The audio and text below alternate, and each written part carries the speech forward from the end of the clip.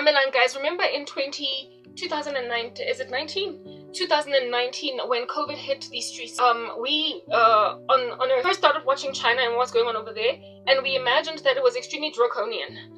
What in the world under heaven it is that China was doing, and all of our governments, our presidents were like, no, we're not going to do that to our people, we're not going to lock them away, until COVID continued to spread in our individual countries, and it was getting kind of out of hand, and people were dying. Refrigerator trucks were being were filling up people's bodies, and it was just getting really dire. So now nations that held back from draconian restrictions pertaining locking everybody away then decided that, listen, for health and security, for safety and security and all that jazz of people, y'all are gonna have to stay home for 3 months for this, da da da da. You remember the lockdowns, how they started. Initially we thought China was draconian, and then China's method of containing the illness was adopted by the global citizenship.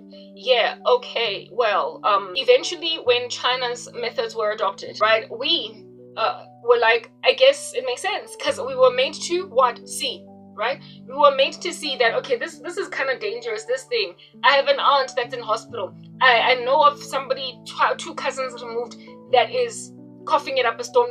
So basically it hit home. And when it hit home, even though initially we might have rioted and had qualms with being locked at home for 3 months or whatever, a whole chunk of us were like, okay, fine, okay, whatever, I'll sit at home, and I'll only go out at certain times, and I'll only go to buy stuff at stores that are open for essential services. Fine, you accepted it. You basically allowed the robbing or the taking away of your freedoms, right? Because now the circumstance was, it called for it because you witnessed, you saw with your own eyes that, okay, this thing is kind of spreading, and I don't want to get it, and I also don't want my family getting it. So you started to believe in social distancing, if you know what I'm saying. You basically had the proof in the pudding. All right, well, Dag order is about to be sent out on the religion that is Christianity, pertaining what we believe to be the second coming of the Lord Jesus Christ and the rapture date. There's going to be a global consensus that we need to stop predicting rapture dates, because there's going to be an epidemic of suicides that's going to break out across the world, across all countries, where people have had this hope, and family members that are bereaved are going to take this up to the news and stuff like that.